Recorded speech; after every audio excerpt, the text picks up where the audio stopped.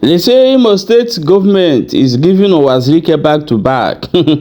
Remember that earlier last 2 years, they collected in land. This time around they collected another property from them. Everything where Uwazuruike get, Imo State government are taking it one after the other. My people, you don't read though. Now, let us go to Sokoto and see what thing they happen for that area. They say that the Ndigbo in Sokoto don't come outside. Say they stand fully with Nnamdi in every situation. They could demand make Tinubu leave with immediate effect. My people know not be smart, you know. They say Nnamdi don't finish in hearing. That is, he don't read everything, and they say they ready to defend themselves. We will play the videos for Namona watch and see as it they happen. Share this video. Drop your own opinion for inside comment section. You don't read. I don't know what I have done that warrants this persecution. I just want the public to know, am I not an Igbo man? Am I not entitled to have a property in my own state? Good afternoon, everybody. This is the second time my building is being destroyed in Owerri for no just cause. This land happened here for the past 15 years. Nobody is contesting the ownership of this place with me. All of a sudden, I started getting reports that one China Samane is interested in the place. I said, this is my land. I've been here. How should somebody want to take over my land for no just cause? He sent some people to demand 7 million naira from me. I gave them 7 million in order to maintain peace. After some time, he sent the same people again, the same person again, called Dum Dum, Mwakama, Dum Dum. Let me mention his name. I have the proof of payment. He came back again, sent money for 10 million naira. That Chinasa said I should give him another 10 million naira. I said, I will not give. I have the CFO of the land. I have the CFO of the land. I have made payment to OCDA regarding this place. Everything I'm doing here, I paid OCDA. I spent 2 million naira. So these are the receipts I made to the OCDA. After giving them 7 million naira, he said that they want another 10 million naira. I said, I won't give you any money again. This is the CFO of the land. This is the CFO. The CFO of the land. This is the master plan. The master plan of this area, of Area G. This land was captured in the master plan. Nobody's contesting it with me. I don't know the problem. Look at, they came here today and destroyed this place. What for? Why are you destroying my land? I said I should make this public. I don't know what I have done that warrants this persecution. I just want the public to know, am I not an Igbo man? Am I not entitled to have a property in my own state? What have I done? That's what I will say for now.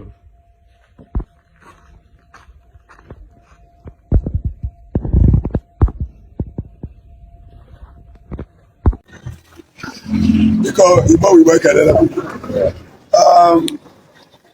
Yeah, would be Igbo na ala Sokoto. Lion Akebem, or the President General, the Igbo na Sokoto. The Lion Academy, or the President, and the leaders of executives, first vice, or second vice, all of them are the entourage, the Igbo war union. Because Oyene Bokuneti is in Mera Majesty, Ambassador Santa Kamisha, the President General of the World in Buruburu Ndigbo. The Kanu Mageno, I'm more for Niger State, I'm more for local. I don't want you work up on you. Oyendu, everybody like Cocorita, no one like a one like a Cocorita. Oyendu Ani, Oyendu Ndigbo. Obanya Woye, Chineke na, ewa putu we kika bia. Owe wonya outside na home. ka nna nwere ike ikwu okwu ya na bịara mmezi adara otu ahụ ka ọ dị anyị bịara taa ka anyị bịa hụ ya wee kasị ekwe ya obi n'ihi na Chukwu nna ma na ka obi esi wee dịrị ọcha ebe ndị Igbo nọ na ọ na-apụta ebe a bụ na ọ na-apụta na Bitri na ndị Igbo ga-abụ Igbo na ihe niile anyị na-achọ ga-abịara anyị nke ọma na ọha Naijiria nwa alaka zọrọ ụkwụ na ọnwaghị ụdị ọkpara Naijiria alaka unu zọrọ ụkwụ ọnwụ na-aga ebe niile ụlọ mmaka sịchara dị n'obodo ahụ ndị Igbo rụrụ ya na Sokoto ahụ ọ dị Igbo enwere ebe ọbụla ga-erepụ ụlọ ọma ndị ara aka were anyị si ihe ọbụla bụ okeke ndị Igbo na ọ ga-eru anyị aka Igbo bụ Igbo Igbo nwoke mba ọ dịrị unu mma na aha Chukwu.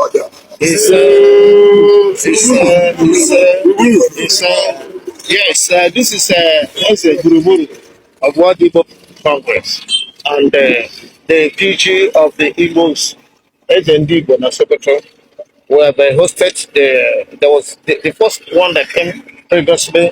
This is another PG of the Igbos and Sokoto. They have come to honor their son, their brother, and their friend. And I know that they will visit.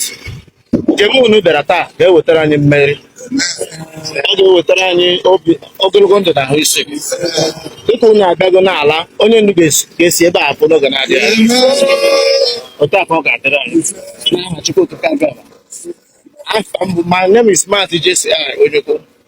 I lead this family in the zoo and in West Africa, and I'm one of the closest loyalists of Mazi Nnamdi Kanu. Ya dịrị unu na mma.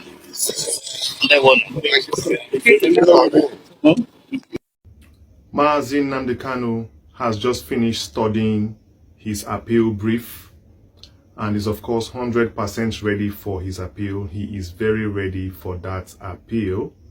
And the list of those representing him will be made public once he makes that available. Definitely you know that the appeal itself is a different stomping ground. I think in the next video, I'll be talking about Michael Zakome again because people have been calling on him to represent Mazi Nnamdi Kanu. And I believe Kanu knows what he is up to now and he is not taking the appeal for granted. You know, to fight the federal government is not easy because, you know, now the federal government is a Fulanized federal government who has been hijacked by the Janjaweeds, have taken over Nigeria, and in fact are carrying out a jihad in Nigeria as we speak. You can see with the kidnappings going on in the Yoruba land, of which Kanu has warned them in his previous, video in 2014 about how these people are going to take over Nigeria and we need to act fast. Nobody listened to him. And of course, you see they even arrested him because you know that the Caliphate and Janjaweeds, they don't want anybody that will disturb their plan to Islamize Nigeria. The plan is a grand plan to take over every inch of land stretching down to the Atlantic Ocean as promised to them by their father himself, Usman Dan Fodio. So this is very clear. Nnamdi Kanu's arrest is not abnormal. It is very normal to them because it is part of the grand plan to silence any voice that seeks to challenge them, that seeks to block their brothers who are in the bushes, that seeks to set up any militia at all or any vigilante in your village to protect yourselves and your families from what is coming forward. Nnamdi Kanu's arrest is not about terrorism. It is about somebody who stood up to alert his people, alert his neighbors, alert Nigerians of what was to come many years ago, of which right now you can already see it as is happening, as predicted by Mazi Nnamdi Kanu, but people are just seeing it now. Nigeria is an axis, a new launch pad for terrorism around the world. I will play you a video of Mike Arnold. Mike Arnold just did this video. You will understand how deep this man has digged to unravel the secrets of this caliphate jihad going on right now. Nigeria as a launch pad. Just take a second and listen to what Mike Arnold had to say. And when we come back, we'll continue the video. Please watch this. Terrorists from around the world are right now flooding into Nigeria to launch Muhammad's prophesied final global jihad. I'm Mike Arnold. I've made 16 trips to Nigeria, to the front lines of the Christian genocide. I built schools for displaced children there, and I wrote Epicenter, the best-selling book about what's happening. Here's what you must know and what nobody is telling you. When you hear it, you will not be able to look at the situation in Nigeria or global security the same way again. 14 centuries ago, Muhammad prophesied that a descendant of his bloodline, called the Mahdi, would rise at the end of days, ride west under a black banner, defeat the Christian armies in a jihad, and bring the whole earth under one global caliphate. For that to happen, the doctrine says a purified Islamic platform must be ready, a launch pad. The Islamic world believes they have found it in Nigeria. I played this video for you because I wanted you to understand the depth of what is going on. This is no more ordinary. The battle has been brought to our doorsteps. So it's not about Nnamdi Kanu alone. It's about a much bigger plan, strategy to take over what is on ground. You wake up one day to this news, tomorrow you wake up to another news, and you wonder why the federal government is keeping quiet. It is because they are aware of what is going on. And so long as they can make their money, they are okay. So long as they can keep making the money, they are okay. So they are doing their own and allowing the Fulani to do their own, because it is not normal at this point. A normal country would have rolled out emergency by now. But you see, Nigeria is not even calling it a crisis at all. Everybody is going about their own business as usual. So long as you're not the victim, the poor man is the victim of this banditry, this terrorism, they don't have a problem. Mike Arnold said it clear in that video that this is a case of people who believe that Nigeria is their home. Nigeria is their inheritance. And of course, they've picked Nigeria, as the launchpad of the prophecy given to them by Muhammad himself many thousands years ago. I know these people, you can't tell them what to do. They believe what the Quran tells them, or what, their religion tells them, or what their imam tells them. They believe it verbatim, and they are ready to do anything for their religion. It is very, very clear, as exposed by Mike Arnold, who is finding out exactly to corroborate what Nnamdi Kanu said many years ago, that there is a religious warfare being waged in Nigeria. It has already started and is going to continue for a very long time, which will lead to something catastrophic that is already happening now. Because even when Boko Haram was there, Kanu said something bigger than Boko Haram is going to come. Something bigger than Boko Haram is going to come. And when it comes, we are going to be shocked at the level it is going to rampage. As at then, there were not too much Fulani in the bushes then like that, because it was a prophecy Kanu was laying out. But what do you have now? You have ISIS, you have Lakarawa, you have Jenin, you have different kinds of, them around the bushes and the forests of Nigeria. Nigeria is now the launch pad for what they want to do in the future of what they have already started it. That is what exactly is going on right now. So what is the ball game? The ball game is we are fighting for the release of Mazi Nnamdi Kanu. Because in times like this, everybody needs somebody who can galvanize, who can rally, who can coordinate people to mount their guard, to protect the communities, to unite people when it needs to be united. And I'm telling you, for the greater good, releasing Nnamdi Kanu at this point is even beneficial to Nigeria as a country, because Nigeria as a country may not even exist. Nigeria as a country is even more under threat. Yes, the people who are suffering this thing now is not even the Southeast perhaps, but we know that with time it will definitely, be secondary affecting our region. But we are very, very ready to protect ourselves at all times, because we're not going to watch while people come to do the same thing they are doing in Ibadan, in Ogun State. It cannot happen in Southeast like that. Yeah, it could happen in pickets here and there, but it's not going to happen in whole scale. The level it has descended into, it cannot happen like that in the Southeast. Definitely there's going to be a way the people here are going to stand to defend themselves, because it is barbaric at this point. The news every day is crazy. But it would never have happened if people listen to Nnamdi Kanu's warnings instead of arresting him for speaking the truth.